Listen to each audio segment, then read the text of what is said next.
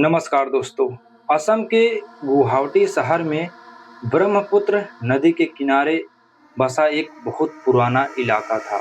वहाँ के जो लोग थे उसे काली पहाड़ी के नाम से जानते थे और वहाँ के लोगों का कहना था कि यह जगह जो है दिन में बहुत ही सामान्य दिखती है, लेकिन रात होते ही यहाँ पर बहुत अजीब-अजीब तरह की घटनाएँ होती थी।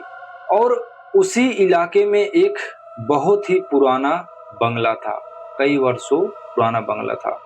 और लोग कहते हैं कि कोई भी इंसान उस बंगले में अगर एक बार चला गया, वह फिर दोबारा जीवित वापस लौट कर के नहीं आता है।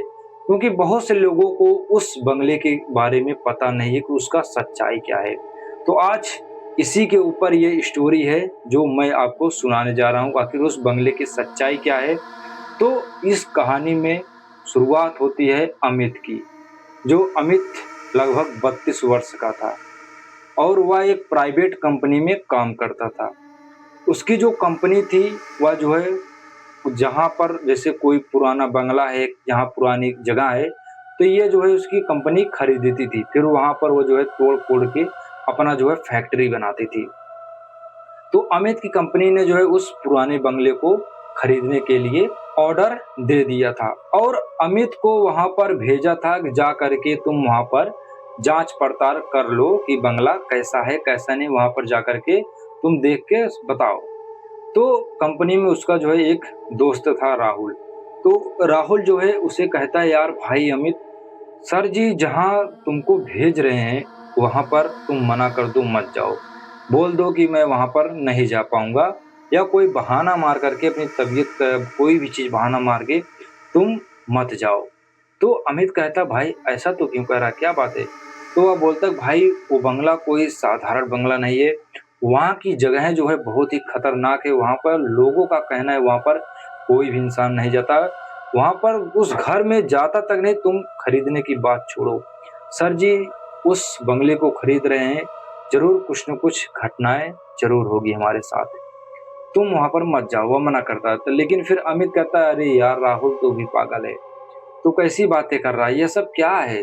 अरे हमारी कंपनी जो है इतने सालों से काम करती आ रही है और इतने सारे इससे इससे भी खतरनाक खंडर को हम लोगों ने खरीद कर वहाँ पर फैक्ट्री बनाया, तो ये क्या है? ऐसा तो पहले कभी नहीं हुआ। ये सब कुछ नहीं होगा, तू टेंशन मत ले, मैं जाऊँगा, तुमको सब कुछ आकर के बताऊँगा। तो अमित जो है अपने दोस्त की बात नहीं मानता है और अगले दिन उस बंगले को देखने के लिए वहाँ पर चला जाता है। और जब अगले दिन वह करीबन ये समझिए कि सुबह के 6 बजे वो निकला था और दिन में भी वहाँ पर कोई भी नहीं जाता है। तो फिर उसे जाते-जाते बंगला जो है थोड़ी दूर पे था, तो जाते-जाते वो जो है शाम हो जाती है, सूरज ढलने लगता है, उसे बहुत ज़्यादा समय लग जाता है।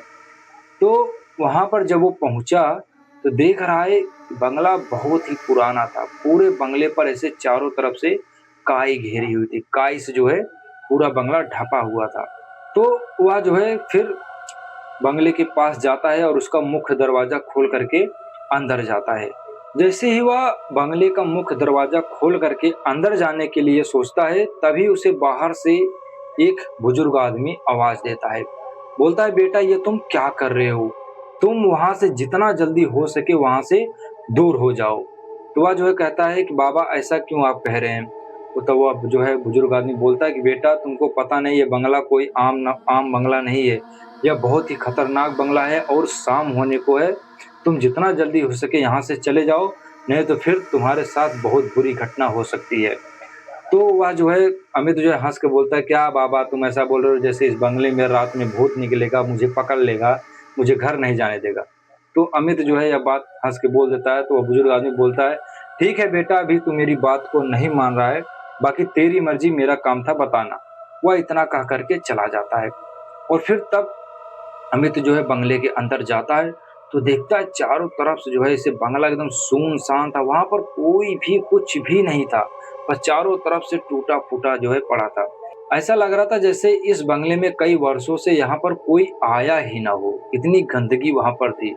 और दीवारों पर देखता है ऐसे खरोंचने-वरोचने के निशान थे, फिर वहाँ पर देखता है ऐसे पुराने तस्वीर भी कुछ टंगे हुए थे, लेकिन वह किसी को पहचान नहीं पा रहा था क्योंकि वो तस्वीरें जो थी आधा फटी हुई थी, तो आधा मतलब उसका वो कोई भी चेहरा समझ में नहीं आ रहा था, ऐसा था। वो इतना ही ऐसा सब कुछ देख रहा होता है, तभी अचानक बंगले के ऊपर से उसे खट-खट की आवाज़ आती है। ऐसा लग रहा था जैसे कोई चल रहा हो। तो वह अमित जो है ऐसे तुरंत मुड़कर देखता है सीढ़ी की तरफ, और एक बार उसका शरीर जो है पूरा एकदम ऐसे सिहरन दौड़ जाती है। मतलब सोचता है कि कौन आवाज़ कर रहा है? और फिर अमित तुरंत जो है सीढ़ियों की तरफ जाने लगता है देखने के लिए कि आखिर कौन-सा चीज़ है, क्या है जो इतना आवाज़ किया। वह जैसे ही छत पे ऊपर जाता है, तो देखता है वहाँ पर कोई नहीं था। तब जैसे ही फिर उसे जो है थोड़ी देर में पीछे से किसी के रोने की आवाज़ आई तेज़ी से। फिर अमित जो है चौंक जाता है और फिर जो है पीछे की तरफ देखता है, लेकिन फिर कोई नहीं दिखता है। अब अमित को थोड़ा-थोड़ा मालूम नहीं कैसा डर महसूस होने लगा। वह सोच रहा है, यार आखिर ये आवाज़ किसकी आ रही है? फिर वह जो है सीढ़ियों से नीचे की तरफ आता है, तो इतने में जो है धड़ाम से दरवाज़ा ऐसे बोलता है, और अमित जब बाहर देखता है, जो उसका मुख्य दरवाज़ा था, वहाँ से दरवाज़ा हट गया था। कोई दरवाज़ा वहाँ पर था ही नहीं, बस दीवार खड़ी थी। अब अमित को लगता है कि शायद यार मेरे साथ, अब उसे जो है उस बुजुर्ग बाबा की बात याद आ गई, और अपने दोस्त की बात अब उसे समझ आने लगी कि लगता है कुछ यहाँ पर गड़बड़ होने वाला है मेरे साथ।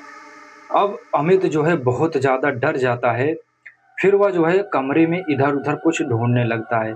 फिर वहाँ पर देखता है कि एक कबाड़ था, जिसमें सब सामान-वामान रखा जाता है। बहुत ही पुराना हो गया, टूट चुका था। उसी कबाड़ को जब खींचता है, उसमें कुछ पुराने फटे-फूटे कपड़े निकले।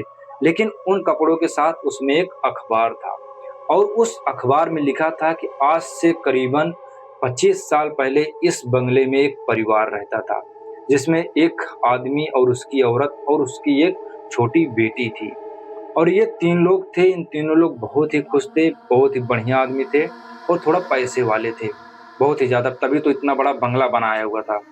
लेकिन एक दिन मालूम नहीं अचानक क्या हुआ कि इस बंगले में आग लग गई, और आग लगने के बाद इसमें जो है उसकी जो छोटी बच्ची थी, वो जल करके राख हो गई।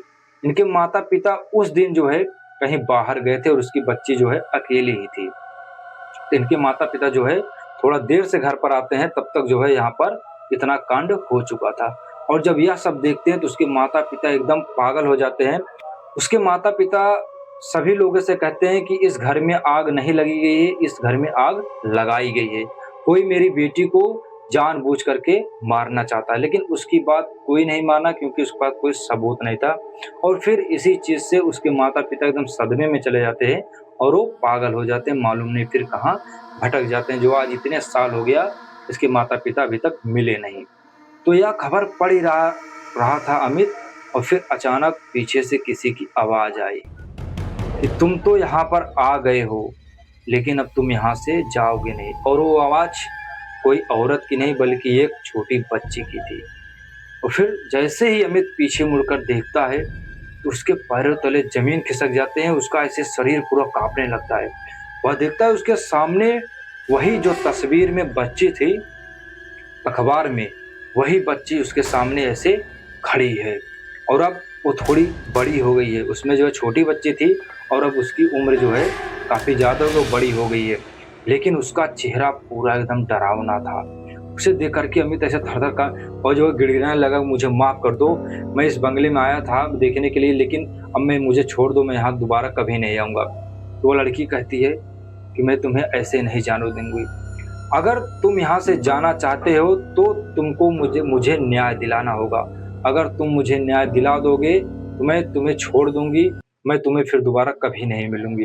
लेकिन अगर तुम मुझे न्याय नहीं दिलाए तो तुम कहीं भी रहोगे, मैं तुमको छोड़ूँगी नहीं। तो अमित कहता है कि तुम बताओ मैं तुम्हारी मदद कैसे करूँ? तब वो लड़की कहती है कि इस बंगले के एक उधर गुफ़ा है, वहाँ पर जो है एक कमरा है, उस कमरे के पास तुम जाओ। तो अमित जो है उस कमरे के पास जाता है, और वहाँ पर देखता है इतना बड़ा जो है कबाड़ था। उसमें जो है कुछ सबूतें थी, चिट्ठी लिखी थी।